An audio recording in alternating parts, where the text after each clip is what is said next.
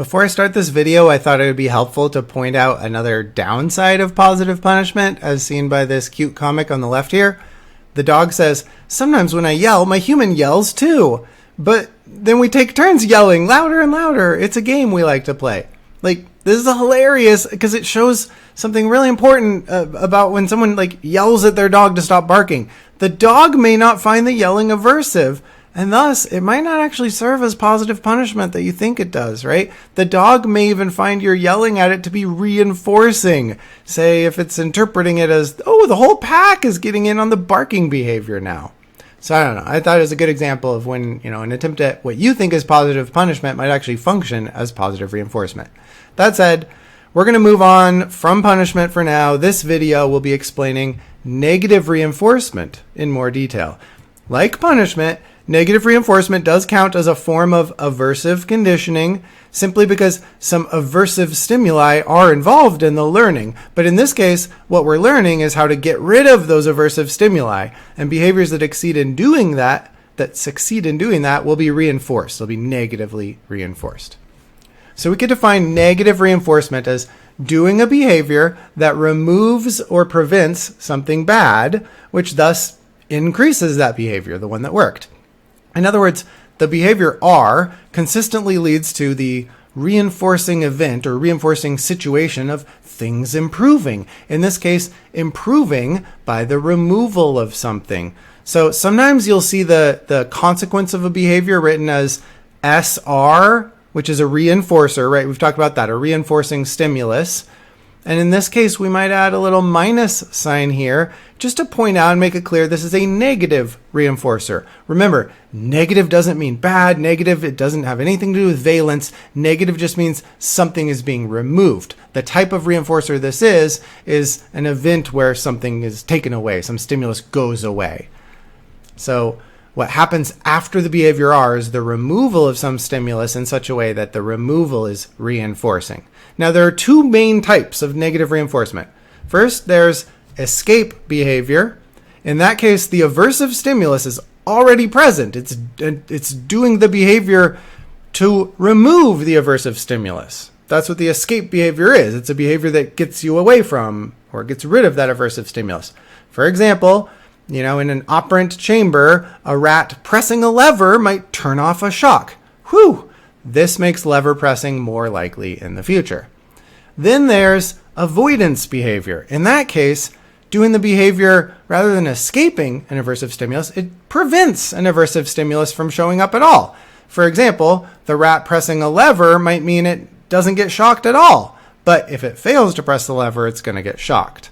So escape and avoidance are both types of negative reinforcement behaviors, or behaviors that can be negatively reinforced. So a classic way of studying this in the lab actually used a mild electric shock that was just built into the floor on either side of a large operant chamber, where there's a way to kind of switch to the other side of the chamber to get away from the shock. So we could distinguish escape from avoidance like this at the bottom. Escape would be where the shock happens, right? An aversive stimulus is showing up. You're being shocked, and you've learned that a behavior can make that stop. In this case, crossing the barrier is a behavior that leads to the removal of the shock, escape from the shock, which of course is negatively reinforcing for that barrier crossing behavior. So R becomes more likely because it leads to that escape, to that SR minus. But for avoidance, something different is going on. Instead, the aversive stimulus may not actually be present yet, right? The shock isn't actually happening, assuming you do everything right. So there might be, like a buzzer that warns you that the shock is about to happen on this side of the chamber. But if you cross the barrier, that helps you avoid the shock. You never get shocked then. We'd say the buzzer is a discriminative stimulus, right? But it's telling you this is the time when the barrier crossing behavior R will lead to the good outcome of avoiding the shock. It's a reinforcing outcome. It's an SR, but it's an SR minus since it's through negative reinforcement, right? We're getting rid of the shock, or in this case, avoiding the shock. Specifically in that second scenario, what we're seeing is what might be called discriminated avoidance. So doing the behavior when there's a warning stimulus, something that occurs that tells us, oh, the warning stimulus is on. If I do the behavior now, that will prevent the aversive event. So the buzzer is sort of a warning signal. Obviously, We have to learn about the buzzer first. We have to learn about the buzzer first before we know that it signals now is the time to do our behavior if we want to avoid the aversive shock. But how do we learn that the buzzer is such a warning signal? Well, think back to respondent conditioning. What we've got here is a stimulus, the buzzer sound, that isn't naturally aversive. We're not born to fear buzzer sounds.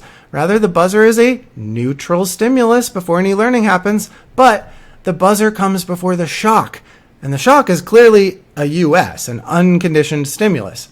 But since the buzzer always comes first before it, we're going to quickly learn that it predicts the shock. It becomes a conditioned stimulus, a CS for the shock US.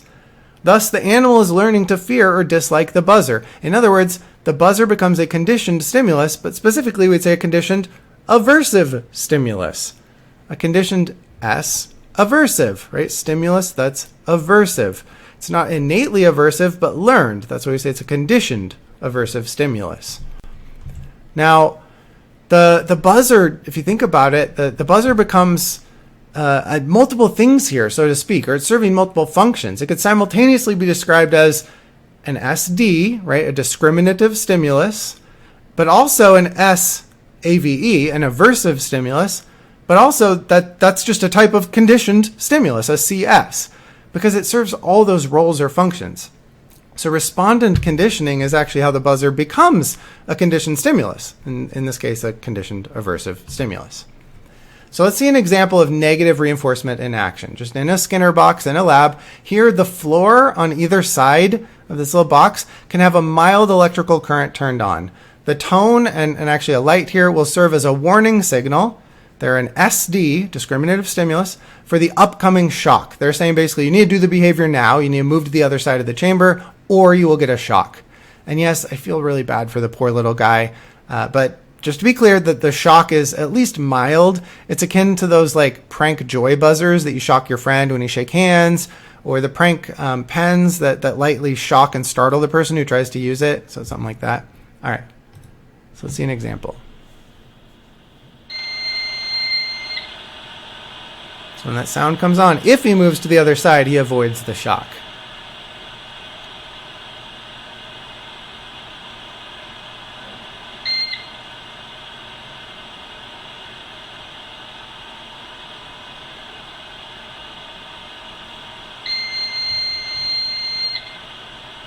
So far, so good.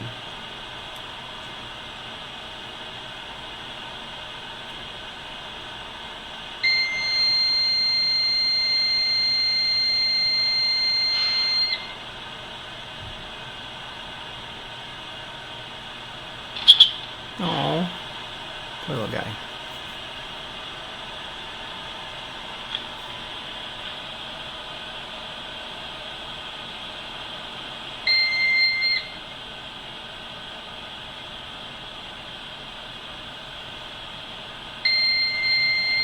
So that behavior of running across is getting negatively reinforced every time he does it. But of course it has to be learned.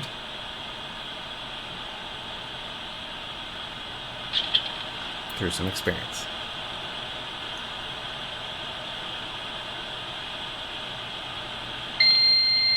And eventually they'll get to the point where they just always do the behavior. When that warning stimulus comes on, they know this is the time I need to do a behavior because it'll help me escape something aversive in the future that would happen otherwise.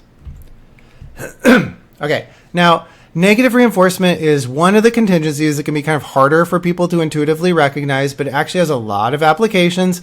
For example, our best explanation for phobias is that they tend to be developed and maintained through negative reinforcement of those escape and avoidance behaviors we've talked about. So for example, if you're arachnophobic, right, you see a spider, that's a situation or context that you're in, you do a behavior of running away.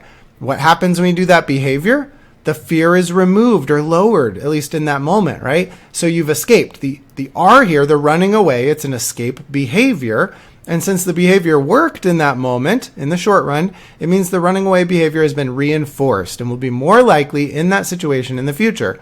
The situation being a spider being present. That's the SD, the discriminative stimulus that sets the occasion for the behavior, right? So spider present means escape behavior, which is temporary relief, which means next time a spider is present, I'm even more likely to run away. And the next time a spider is present, I'm even more likely to run away. Boom, I'm trapped in a loop that will maintain itself and kind of potentially keep getting worse. Also, avoidance can come into play here in the same way. Like maybe bushes and trees are a sort of warning signal, an SD, for spiders, right, that you might run into them. So you avoid brushing up against bushes and trees. You adjust your behavior to avoid spiders.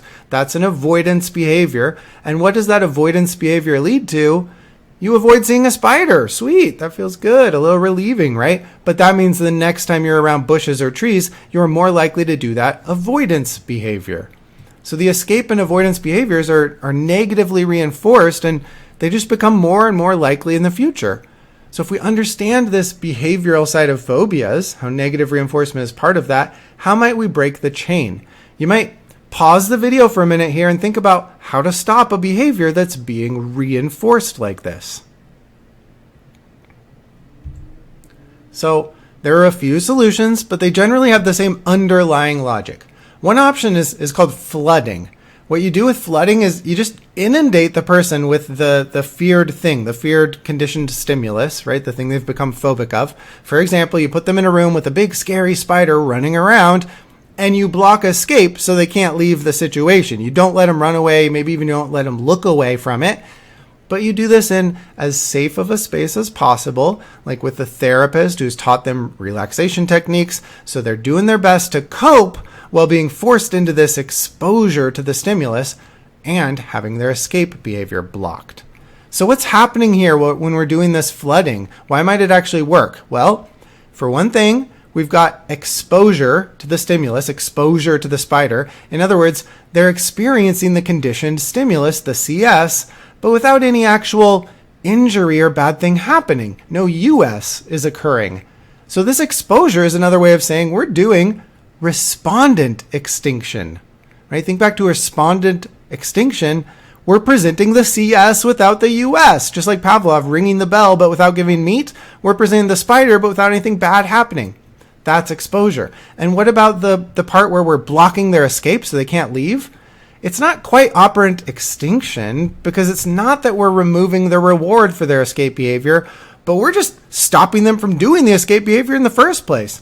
So what we're using there is response prevention, what we talked about in the first video of this topic. So they're forced to go through the respondent extinction, and also they aren't getting further negative reinforcement of that escape behavior that they would normally do. And beyond that, there's also some other learning going on here to reinforce some healthier behaviors. For example, one way to think of the goal here would also be to kind of get the person to emit a healthy behavior when they get into this situation in the future. So when the discriminative stimulus is present, when a spider is present, we want that to set the occasion for them doing a behavior that's healthier, like using relaxation techniques. Because that behavior then would lead to a sense of relief, or feeling more relaxed anyway, right? So you could see it as adding relaxation, which we might write as an SR plus, or maybe you could see it as a lowering of the fear, taking away the anxiety, take away the fear, take away the sympathetic nervous system activity, in which case you could also just write this as an SR minus.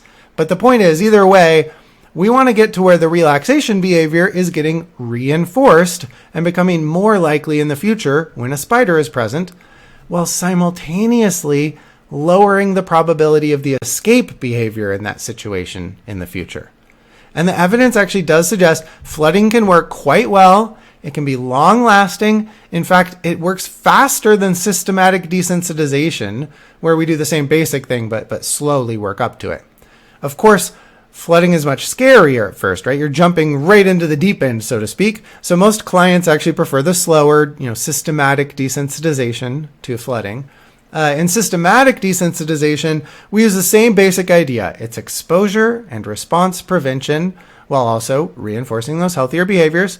But in that case, with systematic desensitization, the exposure part of it starts very small.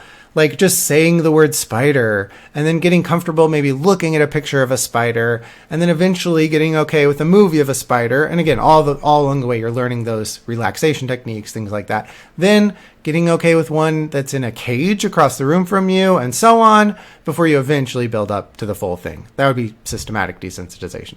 So as an example of flooding, a psychiatrist was treating a girl with a phobia of cars. So what he did is, the psychiatrist just put her in the car, got into a car with her, drove her around for hours. And initially she was freaking the hell out, but some time passed. Eventually she calmed down. She was using those relaxation techniques. She was with her therapist who reminded her of things. They'd practiced this stuff prior. And eventually she sort of realized the situation was safe and her body realized it was safe. So eventually her sympathetic nervous system slowed down. The parasympathetic nervous system kicked in. Later, she was much more willing to get into cars. So that would be flooding, whereas systematic desensitization, would have still taught her the same relaxation techniques, would have involved the same kind of basic stuff, but maybe would have started by watching clips of other people getting into cars, and then maybe thinking about and just imagining driving a car, and then eventually sitting in a stationary car with the door open, and then sitting there with the door closed, and then with the engine on, and then eventually with the car moving slowly in a parking lot, and then finally with it driving around. Obviously, you can see that type of treatment takes longer than flooding, but both are very effective because they look at the negative reinforcement and they work with the behavioral treatment.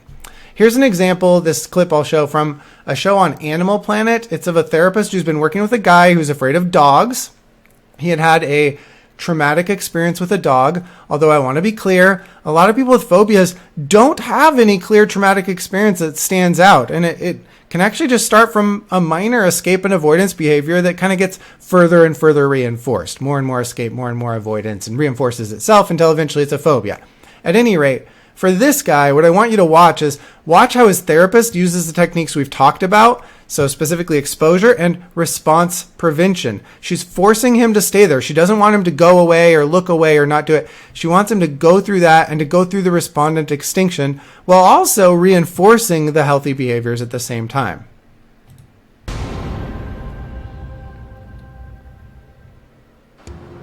It's now time for Marvin's exposure, and I'm really worried about the next level for him. So, as you can see, we are here in the beautiful Golden Gate Dog Park. You don't go to parks, do you? Why not? No. Why? They're dog friendly. Well, that sounds like a good thing. To you, not to me. Okay. This exposure is going to bring up a lot of pain and memories from the past. Oh, hell no. Hey, No. hey, Marvin, stay with me. This pit bull puppy comes on a corner. My heart, almost jumped out of my body. Stay with me. Stay with me. You're okay. Stay with me. Let's do this together. You're good. You're in control. If you're backing up, you're running from your fear. We'll let the dog get closer to you, but I don't want you to back up. This dog represents 40 years of being in pain. So can I let the dog come closer? A little bit. Okay. Okay, you tell her when to stop. I'm gonna let you tell her, okay? All right, good. You're good. Do not look away from the dog, okay? Go ahead and come a little bit closer. You're all right. Okay, think of your family who is not gonna want you to suffer. I think you should pet the dog. See, no, he's looking at me. No. Marvin, come on, Marvin. Ooh. Think of your girls. Think of your girls. Think of your girls.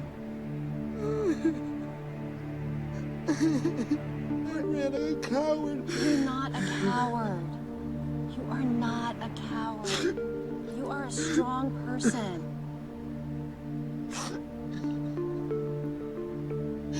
You're not a coward, Marvin. I close my eyes and I go back in time, like where I was when I was 5 years old.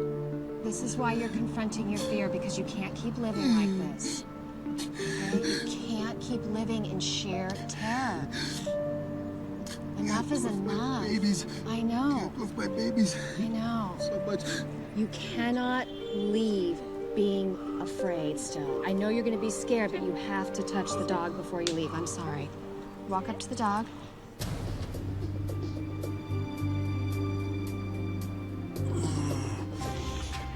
I see you shaking.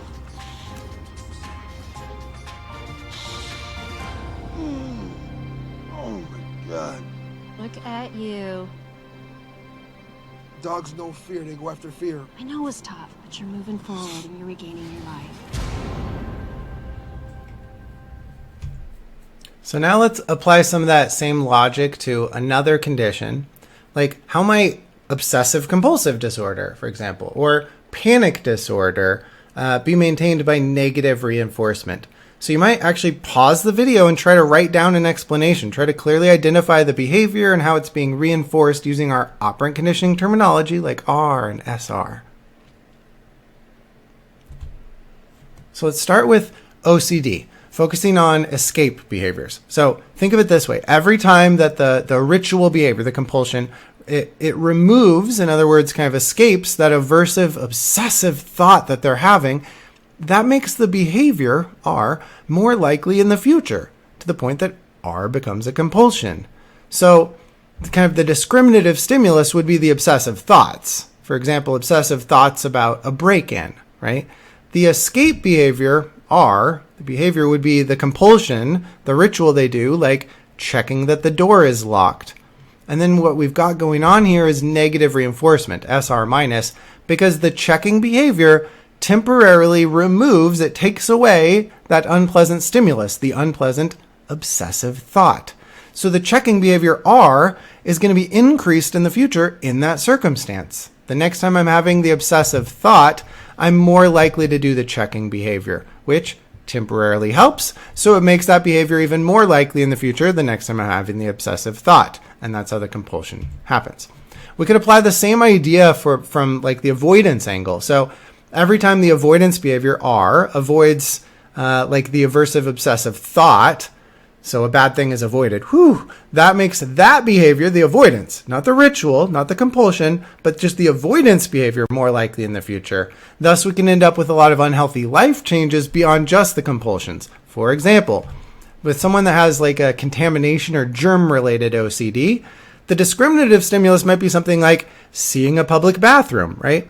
One behavior, one R, which they might do is staying away from the public bathroom, avoiding the public bathroom. Staying away, it does avoid or prevent the obsessive thoughts, which in turn reinforces that staying away behavior, that R in the future. So now it's not just the compulsion that's being negatively reinforced, but also these little life changes to avoid situations that have set off the obsessive thoughts in the past, which can then lead to someone not leaving their house or minimizing their activities or in other ways affecting their life negatively. Finally, we could apply the same kind of analysis to panic disorder. In the past, panic attacks, an aversive event, right? Panic attacks might have happened, around a crowd or in a social situation, a certain context, so an SD, which comes to be associated with that bad event. So in other words, the crowds become aversive because they came before a panic attack.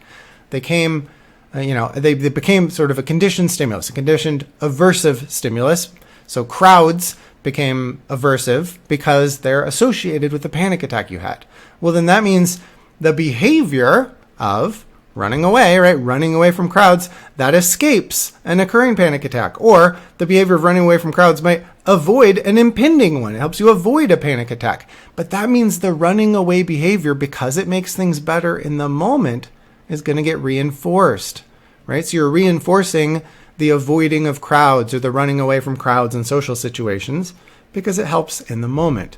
Or staying at home as a behavior might in the moment help during panic attacks, helps you avoid panic attacks. But in the long run, that means it's reinforcing the behavior of staying at home, which eventually can lead to agoraphobia, like being unable to even leave your own home.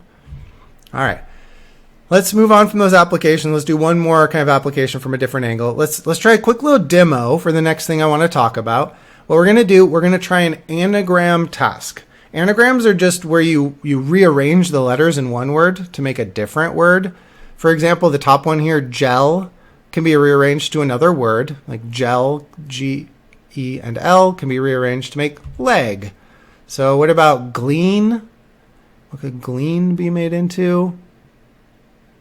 You might say like angle or angel, right? Those both work. What about earth? Can earth be rearranged into something else? You might play around and be like, oh, what if I put the H first, right? If I put the H first, oh, then you could get heart, right? So earth can become heart. Same letters in each of these. That's an anagram. That's the idea. So for owl, what words can you make from those 3 letters? And think about it for a second. You're like, oh, L-O-W, low, right? That works. So, okay, that's the idea. That's an anagram. So we'll just do a few of those. I just want you to, by yourself, just to try and solve them as fast as you can. I'm going to kind of time it out in the slides here with about 20 seconds before moving on for each one. So just try them if you can. They're going to kind of autoplay as we go. So here we go.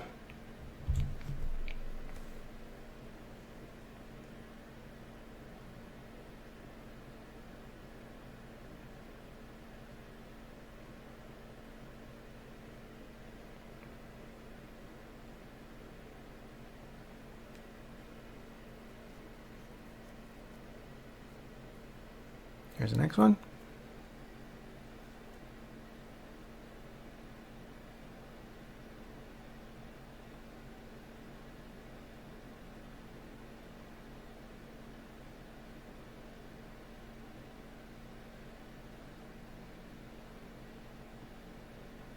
Next one.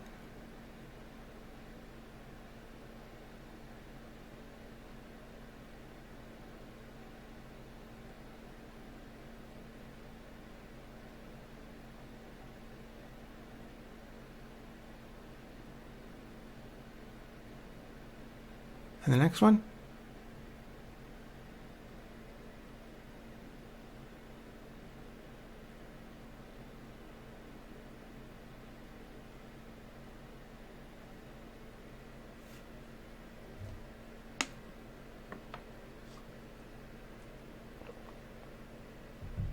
So the answer to this last one, by the way, is American.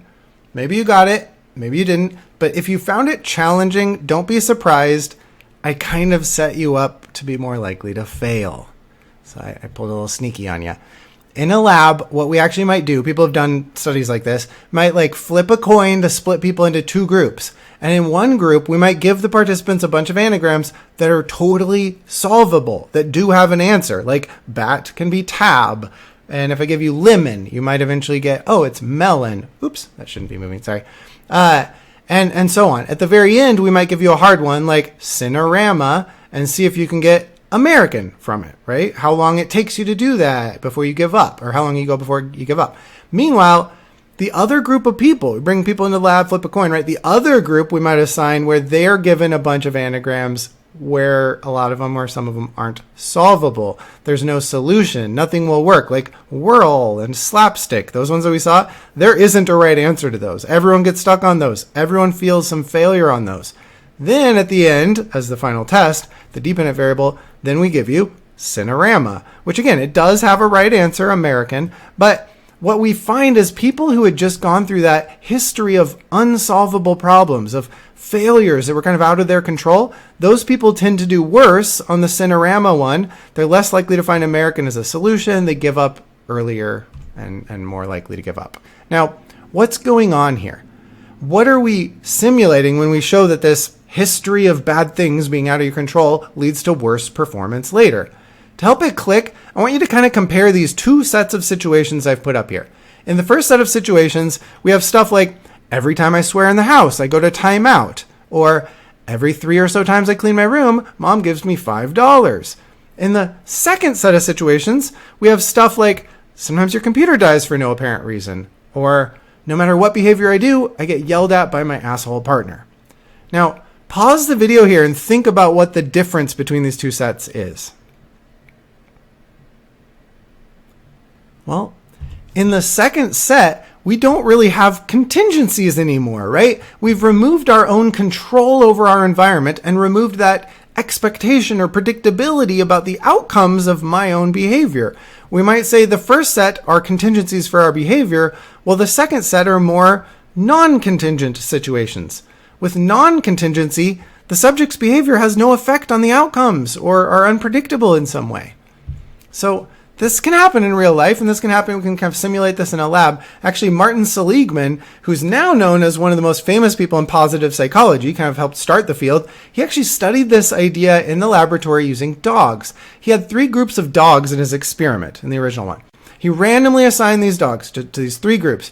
Group 1, first they got what he called inescapable shocks. Basically, they're living in an unpredictable world that just kind of shat on them. Like they're just stuck in a little booth and they just get shocked every once in a while, regardless of what they do. Then those dogs were tested in the usual escape chamber where they actually had the ability to get away. They could hop the hurdle to avoid the escape, or escape the shocks, okay? Then his group 2 of dogs, that was sort of a control of that. It's dogs that were exposed to escapable shocks, not inescapable ones. In other words, the usual escape chamber where these dogs could do a behavior to escape or avoid the shock. They were in control. Their fate was under their control. And they did have group 3, which is just a control group of dogs that never had any shock. But the basic important result came when kind of comparing group 1 versus group 2. Group 1 never learned to jump the hurdle. They just kept sitting there getting shocked. Why? Because in the past, they couldn't do anything about it. In the past, things were out of their control. They had learned that the shock wasn't under their control, of their behavior, and that there's no predictable contingency where they can do something about it. So even when they did get switched to a new situation, to a situation that was actually under their control, to a predictable contingency, they never learned to do the behavior. They just sat there getting shocked. So Seligman labeled this learned helplessness. Basically a failure to learn or perform escape or avoidance behaviors following that earlier period of inescapable aversive events. So people who've gone through inescapable aversive events might have trouble learning escape and avoidance behaviors later when they do have more control over their life. So Seligman argued this might be analogous to like depression in humans, for some people at least. Like previously I couldn't control my circumstances, so now I give up on trying to even trying, even if I'm now in a situation where I could do a behavior to improve my circumstances. Now, others have argued this way oversimplifies depression, which I think is true, but it may be one piece of the puzzle, so to speak. Now, is there a treatment for learned helplessness? Once again, lab studies to the rescue. We have shown that you can fix it by training them to feel a sense of control over the environment again. So for example, give the individual tasks that they can't fail at, or give them practice succeeding at things and feeling control. Give them chances to encounter contingencies where their behavior predictably leads to a certain outcome. That can help get rid of learned helplessness. But also there are some hints we may be able to sort of immunize against learned helplessness, make it less likely in the future. So if you have earlier experience with control over your life, like being able to do an escape or avoidance response to get away from or prevent bad things, then later going through a period of uncontrollable bad things, right, non-contingent aversive stuff, like inescapable shocks, that doesn't block you from later in life doing escape and avoidance when it does become possible again.